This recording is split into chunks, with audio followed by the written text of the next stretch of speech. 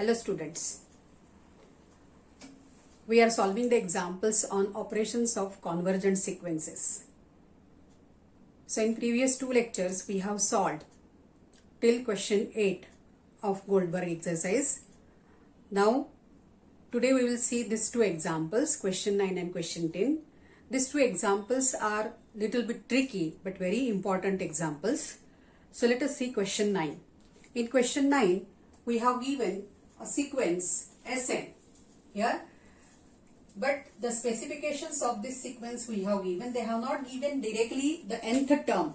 So for this sequence we have given the first term, that S1 equal to 2, root 2, and the relation is Sn plus 1 is equals to root 2 into root Sn for n greater than or equal to 1. Okay. So that is, we can find the terms of this sequence using this relation. That is, suppose if we want to find S2, then put n equals to 1 here. So it will be root 2 into root Sn. So generally S1. So generally we write it as root 2 S1. So it is root 2 into root 2. If we want to find suppose S3, then S3 is, directly I will write it here, S2. Root 2 into S2. So 2. And what is S2? S2 is root 2 root 2. So in this way we will get this term S3. So substituting value of n in this relation, we can find the whole terms, the terms of this sequence. Now there are 4 questions asked. Generally in that 4 questions they have gone stepwise, that actually we have to show that this sequence is convergent. But to show that the sequence is convergent, first we have to show that it is bounded. First we have to show that it is monotone and then bounded, or anyway whatever is possible. Whether to show it is bounded first or monotone afterward, that is not the problem. But generally we show that it is monotone and then we check whether it is bounded. But we will go according to this example. So in this A, we have asked that we have to show that, to prove that here that Sn is less than or equal to 2 for all n belongs to I. That is, Sn is bounded here we have to show. This is a question. So for this we will consider the relation, given relation here. So let us consider here.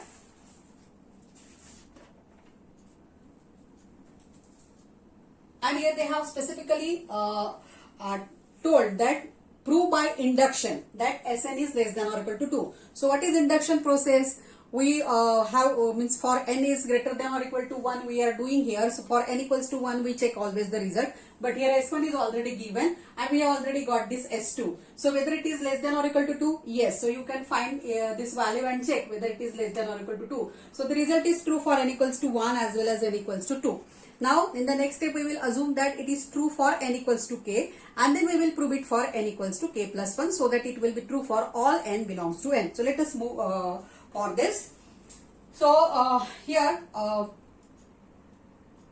S2 equal to root 2 into root 2, that is root of 2 into root 2. So this is this value is definitely less than 2. Then S1 here generally it is 1.41 something, so obviously it is less than or equal to 2. Again here it is 1.41 into 2, it is something 2 point something or 3 point something, and square root of 3 point something is obviously less than 2 here, right? So we will assume now here that, Sk is less than or equal to, that is we are assuming the result is true for n equals to k. So Sk is less than or equal to true for all k belongs to I, and then we will prove it for k plus 1. So consider Sk is less than or equal to 2. Taking square root, here note that as S1 is root 2, this is positive term, right? So here root of this 2, always positive square root we consider always here. this number is positive. Similarly, S2 we will find this is also positive. S3 is also positive. So here this sequence contains all positive terms. So just note it here while doing the calculations or proving it that this sequence is the sequence of positive terms. So here considering means taking positive square root on both sides. Here root of sk is less than or equal to root 2. Multiply both sides by root 2. We can multiply. So here we will get root 2 into root 2. So that is, now I will write it, 2 root of 2 into sk is less than or equal to 2. But by definition, what is this value? This value is nothing but sk plus 1, because here there is sk. So we will get sk plus 1. So this implies sk plus 1 is less than or equal to 2. And hence, by induction, we can say that the result is true for all n belongs to n. So this implies that Sn is less than or equal to 2 for all n belongs to I. So here what we showed actually, we showed that this sequence is bounded. Yeah, this sequence is bounded above less than or equal to 2 and S1 equal to 2. So that is the lower bound. And here every term of the sequence is less than or equal to 2. So we have showed here that the sequence is bounded above. Now in question B. In B question we have to prove that Sn plus 1 is greater than or equal to Sn for all n belongs to I. In short, we have to prove that the sequence is increasing sequence. Okay. So now we will make use of this relation which we have proved in this previous part. So consider what we have given. Sn is not given, we have proved it for all n belongs to I. Okay. So again taking positive square root on both sides, root Sn is less than or equal to root 2. Multiplying both sides by root of Sn for each term actually. So we are multiplying both sides by root Sn, that is for all n belongs to I. That is, I just write and then explain. Sn is less than or equal to, that is we are multiplying by root S1, root S2. So these are all real numbers. So as these are all constants, then we can multiply both sides by any constants to any equality. So here we are getting that root Sn into root Sn is less than or equal to root 2 into root Sn. But what is this? This is Sn and this is, let me write it in the format where we have written the definition. Look at here. So this is nothing but Sn plus 1. So this implies Sn is less than or equal to Sn plus 1 for all n belongs to I. So from this what we can conclude, that the sequence is increasing sequence. Sn is less than or equal to Sn plus 1. So this implies here that the sequence Sn is increasing, or we can say non-decreasing sequence. So now from A part we showed that this is bounded above, and here in B part we showed that we proved that it is non-decreasing sequence. So therefore by the theorem that any monotone sequence which is bounded is convergent.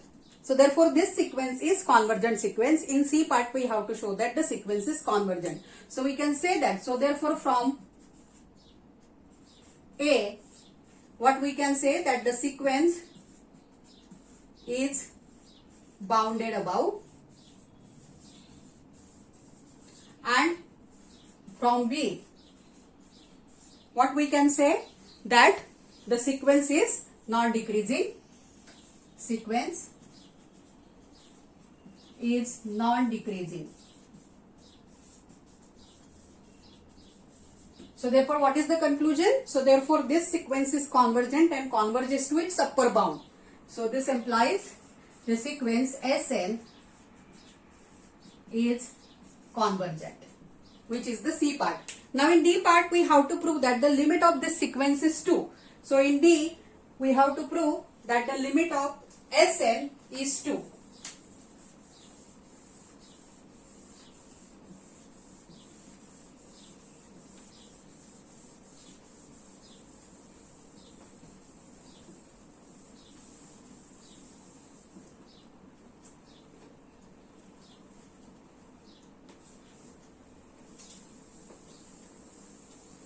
Okay.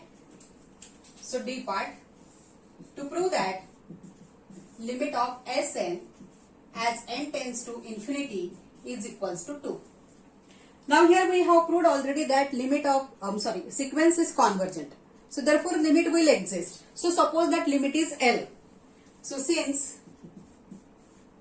sequence Sn is convergent, limit of the sequence exists. So suppose limit of this sequence is equals to L. Say we want to prove that value of this L is 2.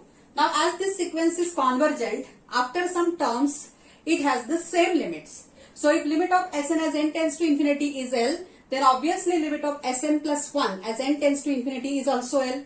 So therefore this implies limit of Sn plus 1 as n tends to infinity is equals to also L. Right? But what is value of this Sn plus 1 we have given? It is square root of 2 into Sn. So let us substitute value of this Sn plus 1. So that is limit of n tends to infinity, value of Sn plus 1, square root of 2 Sn is equals to L. So this implies now root 2 we can take here, n tends to infinity, square root of Sn is equals to L.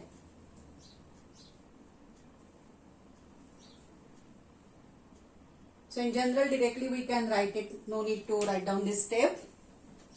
Directly we can write it as limit of Sn is L, maximum value Sn will take is L. So therefore here we can write 2L is equals to L, because maximum value Sn what will it take? L.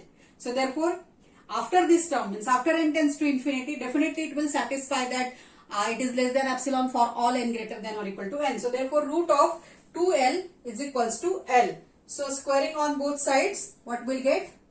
2L is equals to L square. Simplify this, that L square minus 2L is equals to 0. So from this we will get it that L into L minus 2 is equals to 0. So what it imply? Either L equals to 0 or L minus 2 is equals to 0. So let us write there.